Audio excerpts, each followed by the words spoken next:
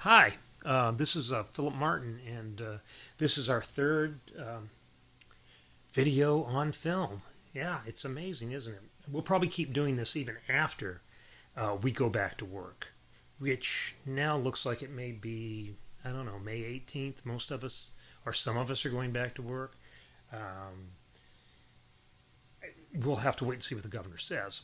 Um, it's not going to be May 18th when the movies go back online, though.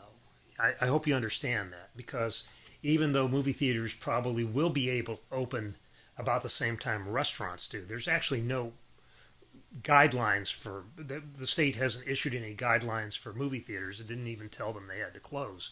The big chains, AMC, and those guys, they closed, and they closed nationally, and they're not going to reopen until at least the middle of July.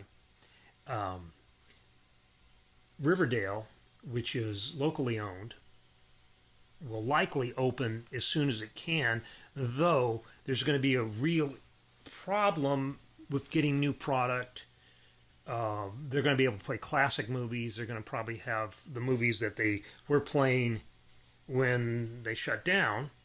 They'll probably keep those, and there may be a couple of things that come in from independent houses like IFC. I know Film Movement's made some films available, but you're not going to have a summer movie season because no big studio is going to release any big movies until all the theaters are open, until the big chains are open. And the big chains are not going to open nationally until they're open in New York and Los Angeles. So we could be quite a ways away from having new big budget Hollywood movies coming to play in theaters in Arkansas. And that has nothing to do with whether we open or not. It has to do with what's going on in the corporate rooms of in the boardrooms and stuff like that, and in the state governments of New York and California. So just hunker down, bear with us. There's be plenty of content.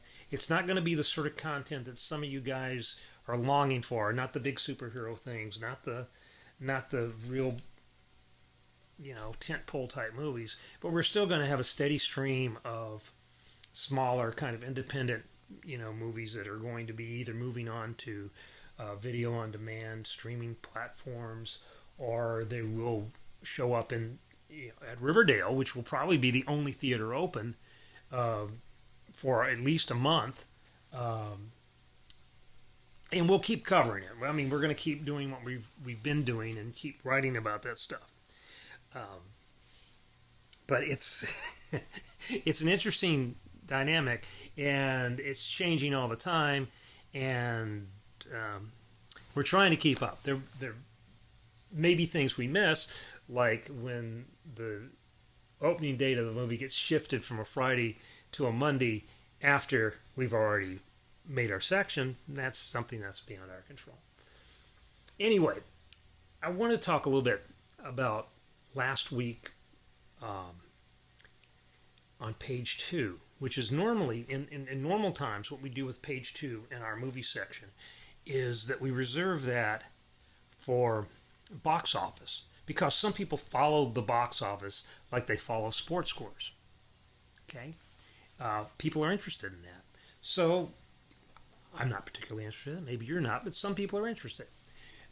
But in the current environment, we don't have any box office, not any meaningful box office. I mean, there are drive-ins out there that are playing, and people are showing movies on the back of their building to people who drive up and stuff. But there's no real box office stuff going on right now. Everything's shut down. So we're not running box office reports, so we have to put something on there. And because the realities of the newspaper, the logistics of it are such that we have to get that page 2 done pretty quickly before we get the rest of this section done. And so what we've been doing is we don't run much wire in this section, but there's always one or two good wire stories that I kind of want to run, and usually they come with photos, and usually they're just like a plug and play thing. Last week, what we did was we took the Associated Press's story about they had a vote for the top 25, sports movies of all time. Okay. Um, it's a reasonable thing to do. It's kind of a fun thing to talk about when a time when you have no sports and you really have no new movies. And I don't know what their methodology was. Let's see. Who'd they poll? 70-person global panel of sports writers and editors who work for AP. So these are not movie guys or girls. These are sports guys. Now, some of you may know I have sort of had a hand in the sports. I started out as a sports writer. I still write a lot about sports. I still follow sports. So I can maybe comment on this too. They did not poll me. I'm not one of their guys. So anyway, so this is, what they, and there were only 46 people who they asked to return their ballots. That means that 34, wait a minute, 24 didn't vote. Okay, which seems strange. I would know if they sent me, my boss sent me a ballot, I would fill it out, but okay, I didn't. Anyway, we're just, the number one movie, Hoosiers. Okay, and it won by one vote over Bull Durham. Rocky was also tied for second. Caddyshack was third. Slapshot, wonderful 1977 movie, Paul Newman, fourth. Ogie Oglethorpe was not a real guy, but he was based on a real guy, Goldie Goldthorpe, and he was played by Ned Dowd, who was a minor league hockey player, who became first an actor and then a producer. And I think Ned Dowd was actually the sister of the screenwriter of Slapshot. Okay. Field of Dreams, the highest ranking Kevin Costner product on here. And number 7 is Raging Bull. Number 8 is Major League. Tied for number 8 is The Natural. Number 10 would be League of Their Own, and then you get to Moneyball, Bad News Bears, boom, on down. Okay. This is fine.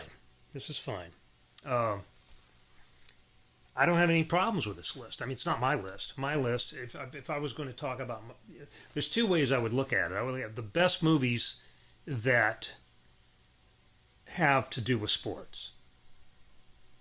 Best movies that have to do with sports. They're sports adjacent, but just from their value as cinematic products. Raging Bull's got to be number 1. Probably the doc when we were kings about Muhammad Ali and George Foreman's fight. I put Bull Durham up there. I really like all the Ron Shelton, who was a minor league second baseman and worked for New Times. He was like me, a New Times alum. I like all his movies, all his sports movies, which include White Men Can't Jump. Let's see. I don't have like I said, Caddyshack is probably not a great movie by a lot of criteria, but a lot of people really love it. It's very quotable. It's not a great golf movie, I don't think. It's funny because, it's sort of like I think about these things. And what takes me out of a sports movie is really when the actors are incompetent at doing the things that they're supposed to be doing. And most of us, almost all of us, would be incompetent if we were called on to play, world-class athletes. I played baseball, but I probably wouldn't look all that great if you put me in a film where I'm supposed to be, playing Hank Greenberg or Mickey Mantle or somebody like that. Costner's one of those guys who really looked pretty good. He looked really good in Bull Durham, and then he looked good in what was the movie where he pitched the perfect game? He looked pretty good in that. I don't believe he was throwing as hard as he said he was throwing. I think he said he was throwing in the 80s, and I really think that there's a hump in that fastball that he throws in that film. But those are the sort of things that take me out. The 8-foot rims and White Men Can't Jump kind of bothered me, though I enjoyed the movie. But it's the problem with making a sports movie is that we as the audience generally know that it's got to have this sort of trajectory. It's got to be like this underdog story, and they've either got to overcome and win at the end, or score some sort of moral victory at the end. Which is one of the reasons I like films like Bull Durham, which are not so much about the game, but is about the characters in the game, and they pick up the details of the game in a fairly accurate, fairly enjoyable way. I don't like Rudy. I don't like Rudy. One of the reasons I don't like Rudy is because I just think it's a lie. I just don't think that the guy wasn't a hero. He was kind of a pest. All the Notre Dame players made fun of him, per Joe Montana. I don't think that that's an inspiring character. Okay, some people can disagree with that, but I'm not, that whole live your dream and, be obnoxious about it sort of thing doesn't work for me.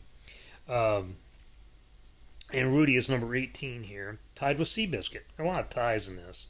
But I guess if you only have 46 people voting, you're going to get that. The Sandlot, yeah. Friday Night Lights deserves to be a lot higher. That's tied for number 24, and so does Brian's. I can't surprised that Brian's song is so low in this poll, except when you think that it's almost a 50-year-old movie now. And for someone like me, Brian's song was one of those films of your early adolescence or your childhood.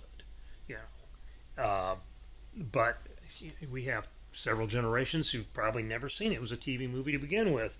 But James Caan and Billy D. Williams, they were great in that. Chariots of Fire is not one of my favorite films. Number 15 is 8 Men Out, which is a very good John Sayles movie about the things that John Sayles movies are about, which means it's about economics and power dynamics. Hoop Dreams is a wonderful documentary which features these kids from Chicago, one of whom, Arthur Agee, came down here and played at Arkansas State University. That would certainly be in my personal list of top 10 sports films, as would this film by Anna Boden and Ryan, what's his name? Sugar. See, I need to look these things up. Sugar, let's see. Sugar came out when? It was Ryan Fleck. Sugar came out in 2008, and it was a story about a minor league baseball player, a guy who came from the Dominican Republic, I believe, and it was about how those minor leaguers come to the U.S. and they send all their money home, and they live in these really weird, kind of cloistered environments with no money as a minor leaguer. And it's fantastic. I don't think a whole lot of people saw that film, but again, it's not about who's going to win the big game and who's going to triumph over these obstacles. I think at the end of Sugar, spoiler alert, that basically the guy figures out that it's not worth it to try to chase his major league dream in the U.S. So there you go. So, if you're going to watch a sports movie and you're like me and you're not sold on the whole, underdog overcoming, Rocky, I'll tell you though, Rocky in 1976 when it came out, I think the first realization I have of it, the first time I noticed it was like in an ad in the Village Voice. And Rocky was like a little art house film. It was like Sylvester Stallone wrote, directed, starred in it. It was his film. And it was sort of this art house take on this old-fashioned boxing movie. And, it's been remade. Every time they make a Rocky movie, it's basically a remake of the original. But, it's a sturdy movie. It holds up. Creed, I thought, did all right. With that sort of thing. But basically those things kind of, for me, they kind of bore me. If they don't bore you, Your results may vary.